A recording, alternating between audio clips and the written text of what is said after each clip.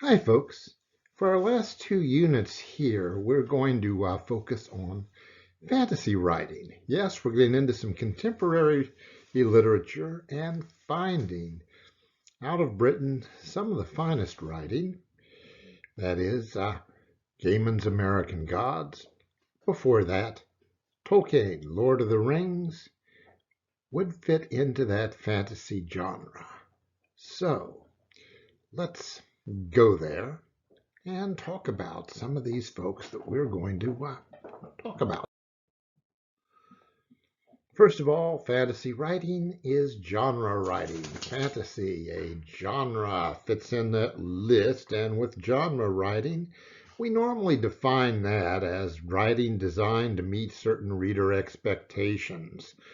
Like a whodunit mystery has to have a dead body and someone finding out what happened at the end, and a romance novel has to have hugs, kisses, various levels of intimacy, no sex until the end when the heroine is made happy, and such stuff as that. Now, fantasy. Okay, you expect supernatural beings. Figures can come out of myth, folklore, fairy lore, so you can have Zeus tromping around from Mount Olympus and have a TV series with Hercules once upon a time, some years ago. You can have, well, folklore as your basis, or fairy lore out of the Norse, Celtic, Germanic traditions. Typical settings for fantasy genre writing, pseudo-medieval. This goes with the sword and sorcery stuff and such. This is not a universal. Stuff we are looking at, well, Tolkien fits there, otherwise it doesn't. Action often involves a direct conflict between good and evil.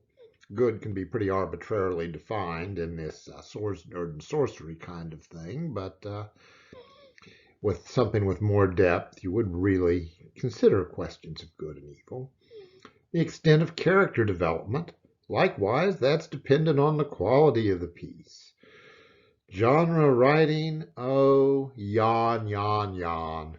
You expect stock figures, static heroes, things like that, as people swirl about with their swords and such as that, and so it goes. But you know what? You can write quality work in any genre. Quality fantasy is as rich in character development as any other areas of fiction, and I will make that case or talk about that case just a little bit with American Gods up here. Tolkien is often credited with creating the genre. No, he was not the first modern fantasy writer. Um, Richard Garnett, 19th century librarian, late 19th century, he put together, from his own writing, his nice little series of satires, a collection titled Twilight of the Gods, and I've read those, and they're very, very fun. But Tolkien, we credit him because he gave the genre its popularity. He inspired imitators, good, bad, and awful, and all of the rest of these things, and certainly gave the genre a sense of credibility. No one should accuse Tolkien of pulp writing. Yes, and think of pulp horror and pulp swords and sorcery and all that stuff. No, it's not Tolkien.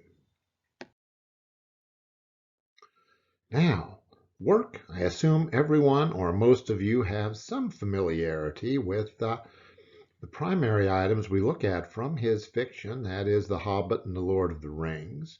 They're part of a broader thing that he offered. He imagined and created in his mind and wrote bunches of the portions of this place.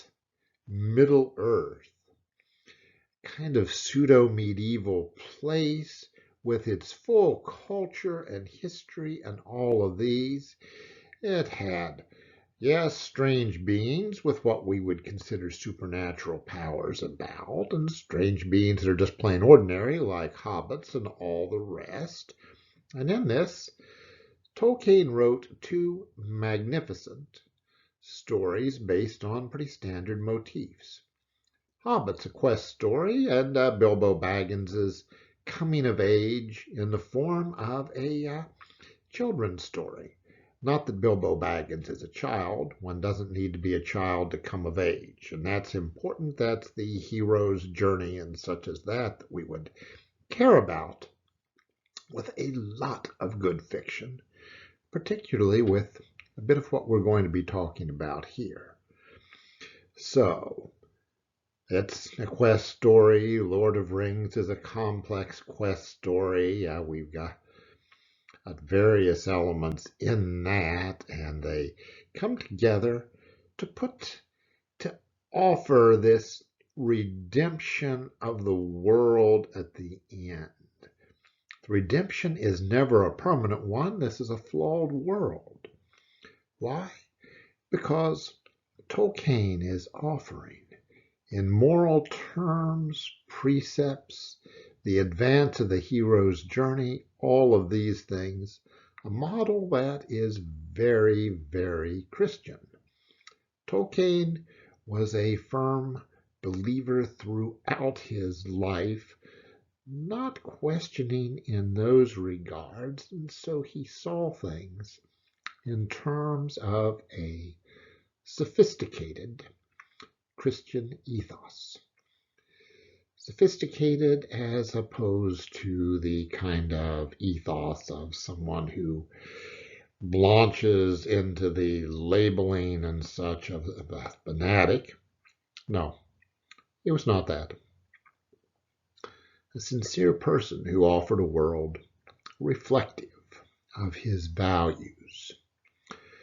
Also, Tolkien, extraordinary Norse scholar, we know about his bringing Beowulf to the fore. He, dealing with Middle English, wrote an absolutely wonderful translation of Sir Gawain and the Green Knight. Is familiar with this material, the Exeter Elegies, this sense in that Norse culture of people being always in this pattern of decline. And this comes out with the fading of the elves in Lord of the Rings. So, magnificent, sophisticated work, quality.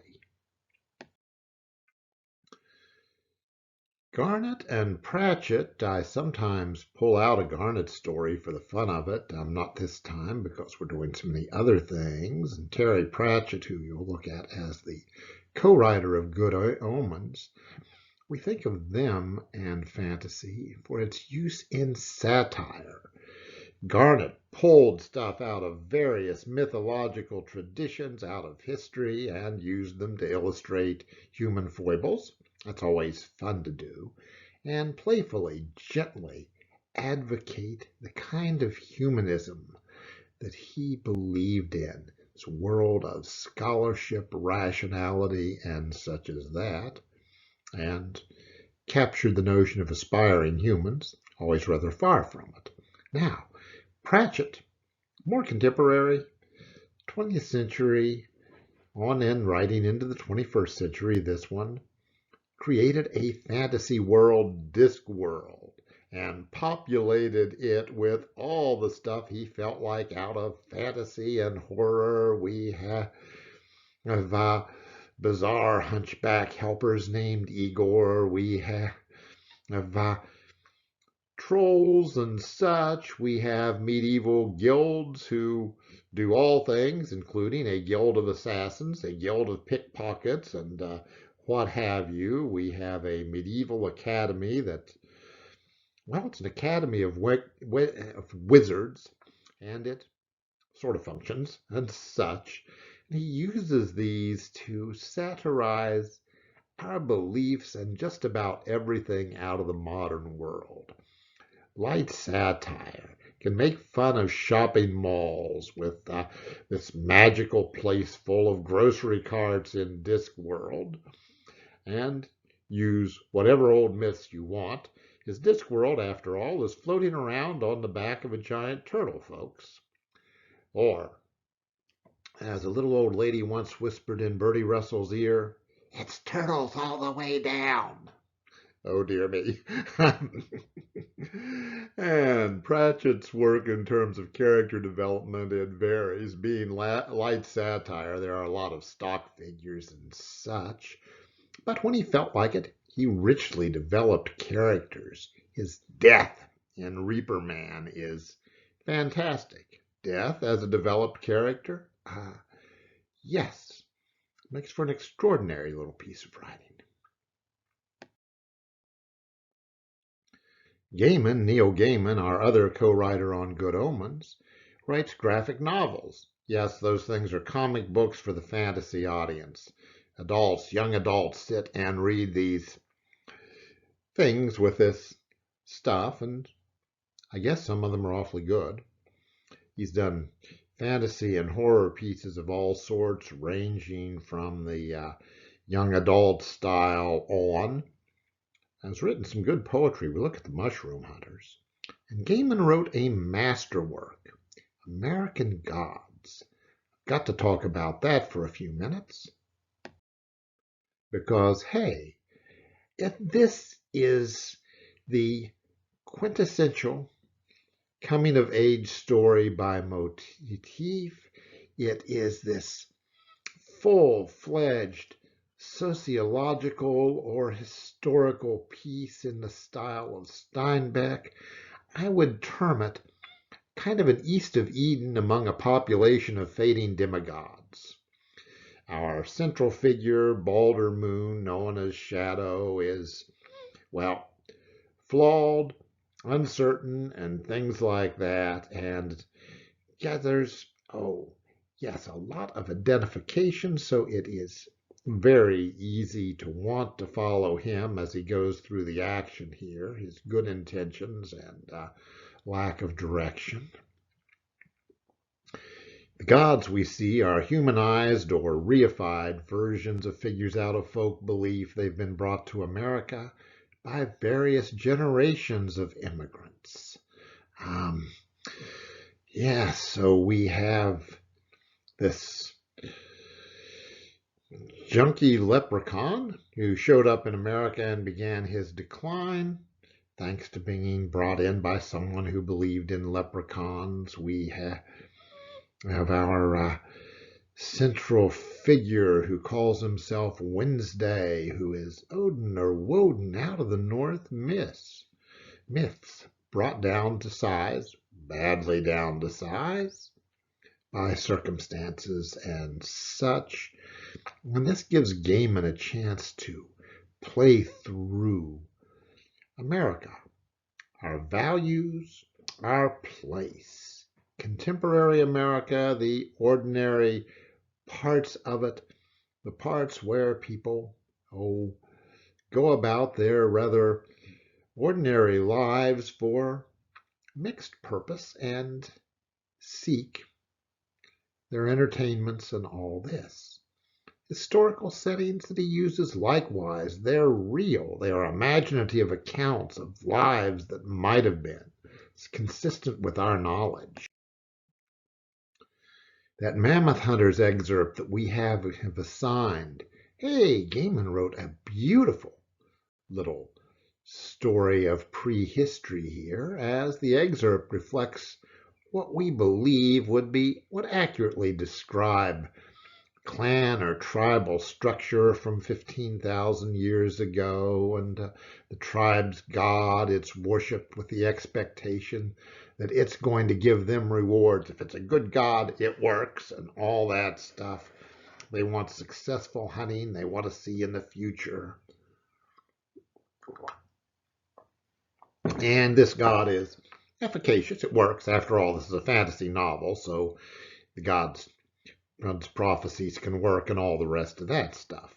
It works that way. At any rate, God offers its wisdom and earns its place, and time goes on, and we see the unfolding of a dramatic event in the tribe's history, and then later the tribe passes on. Yes, another tribe does them in, and the god, the mammoth skull, is forgotten. What do we come out with? Oh, yes, this little slice of this distant world, along with a sense of human impermanence, the impermanence of our ideas, change, motion, all of these things as we evolve. Now, our big assignment in the genre is going to be Good Omens, the novel. You've got a lecture on it up and lots of notes. It's a light satire. It's an easy read. So, folks, you should have fun with it.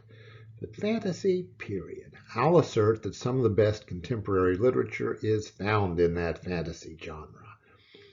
I named Gaiman's masterwork, named Tolkien. I can name for other masterful novels a delightful piece by Susanna Clarke, Jonathan Strange and Mr. Norrell, and tell you that it is wonderful because it is written in so much rich detail. It's an alternative history written as a history with the footnotes and all the little pieces tossed in and such as that. Things like this. Hey, this is serious writing. This is great writing. Tolkien's great. Clarke's one novel's great. Gaiman is great at his best. Pratchett, I don't know if I want to call a light satirist great in that same sense. Pratchett is wonderful. On the other hand, I won't name them, but I could name, so many fantasy pieces that I would just call, well, shit. That's the way it goes. That's the way writing is, folks. And so we're picking out stuff that definitely will not fertilize a garden. We're picking out stuff that will fertilize our minds, our imaginations, our understanding.